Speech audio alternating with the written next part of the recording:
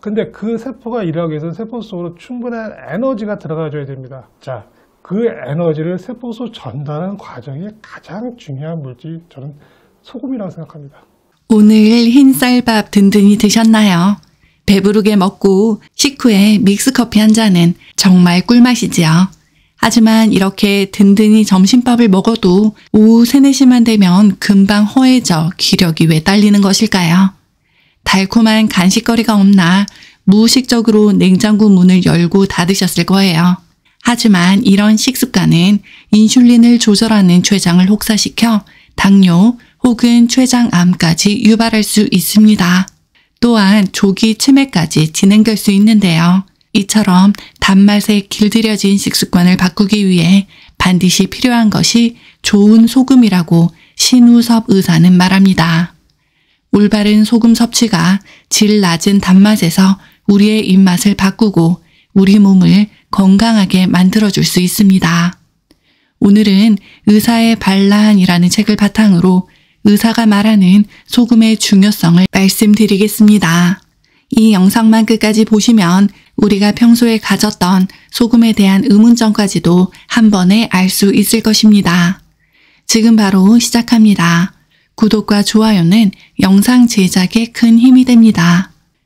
건강식 하면 누구나 저염식을 이야기합니다. 싱겁게 먹어야 건강해진다는 절대적인 믿음을 갖고 있는 것입니다. 언제부터 이런 믿음을 갖게 되었을까요? 역사적으로 살펴보면 쥐를 가지고 한 실험에서 염화 나트륨을 많이 먹은 쥐에게 병이 생겼다는 이야기도 있고, 짜게 먹는 사람과 싱겁게 먹는 사람을 비교해 보니 짜게 먹는 사람에게서 대사증후군이 더 많이 생겼다는 논문도 나와 있습니다. 그런데 이런 실험에서 사용된 소금은 자연계에 존재하는 소금이 아니라 인간이 만들어낸 화학 물질인 염화 나트륨이라는 것을 알 수 있습니다. 인류는 역사적으로 항상 소금을 곁에 두고 살아왔는데 왜 현대에서는 소금을 질병의 원인으로 이야기할까요? 그 이유는 정제염인 염화 나트륨에 있다고 생각합니다. 생산하기 어려운 자연염에 비해 깨끗하고 경제적으로 만들 수 있었던 정제염이 20세기에 나타나면서 소금은 염화 나트륨으로 통하게 되었고, 이런 화학물인 정제염을 먹다 보니 문제가 생겼던 것입니다. 그래서 소금을 적게 먹어야 한다고 주장하게 된 것입니다.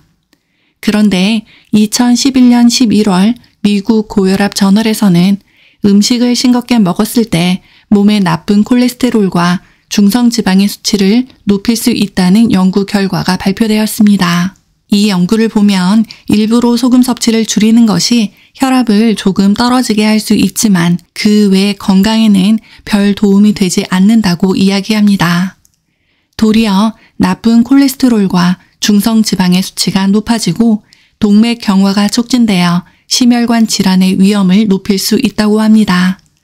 이 연구 결과로는 싱겁게 먹는 것과 콜레스테롤이나 중성지방이 높아지는 것에 명확한 기전을 밝혀내지 못한다고 나오지만 바로 이런 연관은 우리 몸의 소화와 에너지 대사 시스템에 이유가 있다고 생각합니다. 소금 없는 음식을 먹으면 어떤 증상이 생길까요? 좋은 음식이라고 여기는 생채소와 덜 조리한 음식을 먹을 때 혹은 병원에서 제공하는 밥을 먹을 때 맛있게 느껴지지 않고 먹다 보면 메스꺼리고 느끼하게 느껴지면서 토하고 싶어지는데 그 이유는 바로 소금이 없으면 우리 몸에서 소화하기 어려워지기 때문입니다. 아무리 좋은 식자재를 가지고 음식을 만들어도 간을 맞추지 못하면 맛을 못 느끼게 되고 실제로 소화도 되지 않아 힘을 내기 어렵습니다.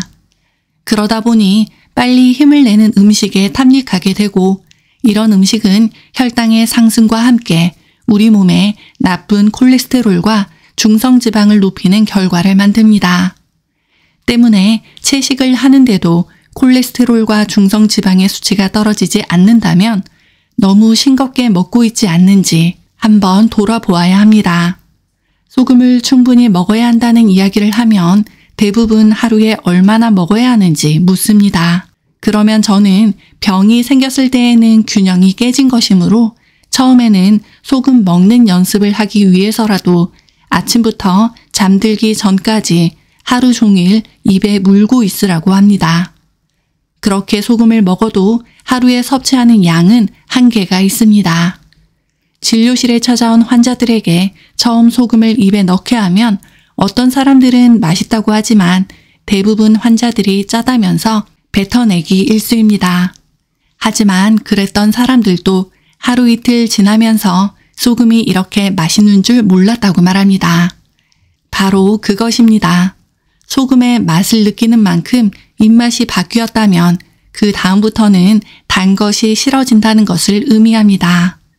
그래야만 밖에서 사 먹는 음식이 얼마나 단 음식이었는지를 느끼게 됩니다. 예전에 맛있게 먹었던 식당 밥이 너무 달다는 것을 느껴야 식습관이 바뀌고 그럴 때 몸은 변합니다. 결국 질병의 치유는 맛있게 느껴졌던 맛의 기호가 바뀌는 과정입니다. 먹고 또 먹어도 채워지지 않는 느낌. 한 끼만 걸러도 손이 떨리고 정신이 몽롱해지면서 짜증이 나고 신경질적이 된다고 호소하는 사람들이 많습니다.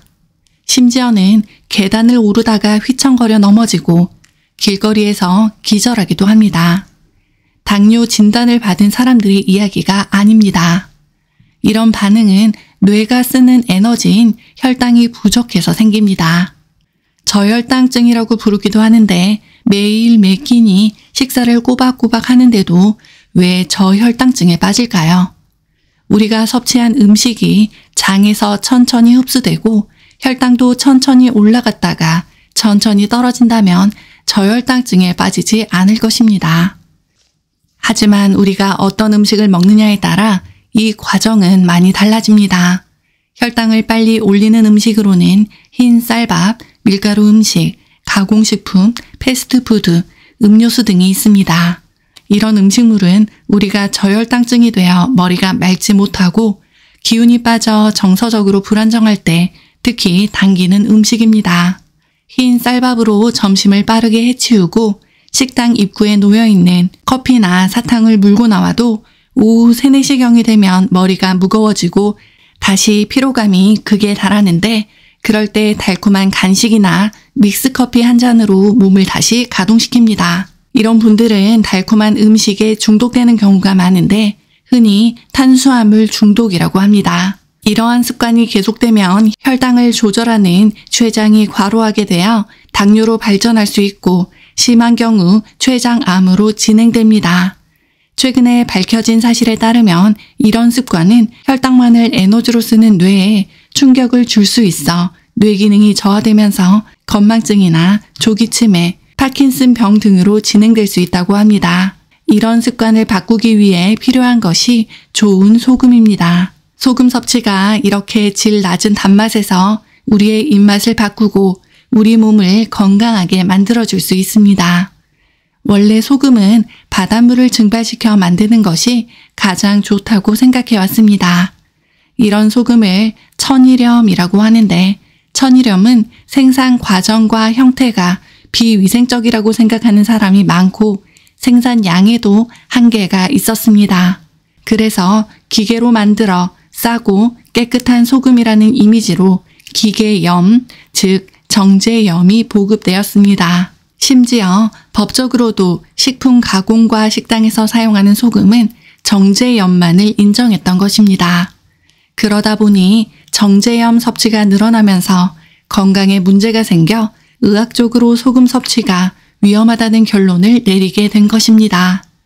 우리나라는 양질의 염전을 가지고 있어 좋은 소금을 섭취해 왔음에도 아쉽게도 현대에 오면서 소금을 적대시하게 된 것이죠. 소금을 멀리하면서 생긴 가장 심각한 문제는 우리 몸의 최악인 설탕을 가까이 하게 된 것입니다. 소금을 적게 먹어야 한다는 신념으로 사람들은 자꾸 힘이 빠지고 무기력해지는 문제를 질 낮은 탄수화물을 섭취하는 것으로 해결하고 있습니다. 그 결과 고혈압, 당뇨병 환자가 급격히 늘어나고 있습니다. 더 큰 문제는 지금의 젊은이들이 어릴 때부터 단맛에 익숙해 저혈당증을 갖고 있다는 것입니다.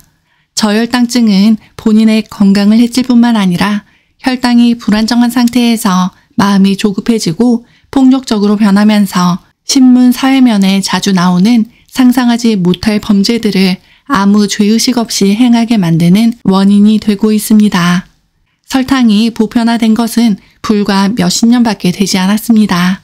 얼마 전까지 식탁에서 반찬이 맛있다는 표현은 간이 맞네 였습니다. 간이 맞다는 것은 음식의 짭짤한 정도이고 이것이 맛의 기준이었습니다. 반찬에서 단맛이 느껴지는 특별한 것으로 곡물을 졸여 은근한 단맛을 이용하기도 했지만 당장에 먹고 살 것이 풍부하지 않았던 시절에는 그마저도 소수의 이야기이고 감이나 대추 등 말린 과일을 이용하는 게 전부였을 것입니다. 하지만 언젠가부터 소금으로 음식의 맛을 내기보다 설탕, 꿀, 대체 감미료 등이 들어가야 요리를 쳐주는 경우가 허다합니다. 좋은 소금으로 간을 해서 밥을 짓고 반찬을 만들어 먹기 시작하면 단 것은 자연스레 멀어집니다. 이제부터 집안의 소금을 바꾸고 자연 소금으로 충분히 간을 해서 음식을 만들어 보세요. 결론적으로 싱겁게 먹으면 나도 모르는 사이에 달게 먹게 되고 그럼으로써 많은 질병에 노출될 수 있습니다. 실제로 현대에 널리 퍼져 있는 고혈압을 비롯하여 당뇨병과 고지혈증으로 인한 뇌졸중과 심근경색은 모두 소금 부족에서 온 것이라 할 수 있습니다. 충분한 소금 섭취를 통해 올바른 입맛을 길들였다면 일어나지 않을 질병들이라 할 수 있습니다. 오늘은 의사의 반란이라는 책을 살펴보았습니다. 단맛을 줄이는 식습관을 위해 좋은 소금을 섭취해야 한다는 내용 기억나시지요? 이 책에는 소금에 관한 내용뿐만 아니라 암과 당뇨, 고혈압 등 다른 질병의 근본 원인을 차근히 설명합니다. 현대 의료계의 불확실성에 염증을 느껴 의사를 잠시 내려놓고 사업가로 활동하다가 다시 의료계로 돌아온 저자입니다. 병의 원인은 음식에 있으며 우리 몸에 일어나는 모든 일은 우리를 죽이려는 것이 아니라 살리려고 한다는 점을 깨달은 그는 의사임에도 건강하려면 병원과 약을 버리라는 조금 불편한 주장을 합니다. 결국 질병에 대한 해답은 환자 스스로에게 달려있다고 말하지요. 몸이 아픈 이유를 환자 본인이 알아야 치유의 방향을 잡아나갈 수 있고 그 치유 과정은 자기 몸을 돌보고 아끼며 사랑하는 방법을 스스로 찾아가는 과정이라며 스스로 몸의 주체가 되어야 한다고 합니다. 어찌 보면 당연한 이야기지만 가장 근본적인 내용을 수면 위로 꺼낸 부분이어서 저는 이 부분에서 나지막히 탄성을 내질렀습니다. 이익을 추구하는 경제사회에서 환영받기 조금 어려운 내용일 수도 있고요. 하지만 그럼에도 불구하고 10년이 넘게 꾸준히 독자의 사랑을 받았다는 것, 그 자체가 이 책의 저력을 증명하는 것 같습니다. 저는 이 책의 극히 일부를 제 견해로 재해석해 드렸으니 한번 읽어보시는 것도 좋을 것 같습니다. 네, 소금이 부족해지면 저는 고혈압, 고지혈증, 당뇨병이 같이 올 수 있다고 생각하거든요. 그래서 고혈압에 대한 부분에서 제일 위험한 부분은 소금이 아니라 뭐다? 설탕입니다. 마지막으로 오늘 영상을 보시고 하실 일이 있습니다. 첫째는 오늘 가족들을 위해 맛있는 반찬을 만들 때 설탕의 양을 조금만 더 줄여보시는 것이고요. 두 번째가 더 중요합니다. 소중한 분들에게 전해주시고 구독과 좋아요, 알림 설정 눌러주세요. 다음에 더 좋은 영상으로 꼭 다시 만나요.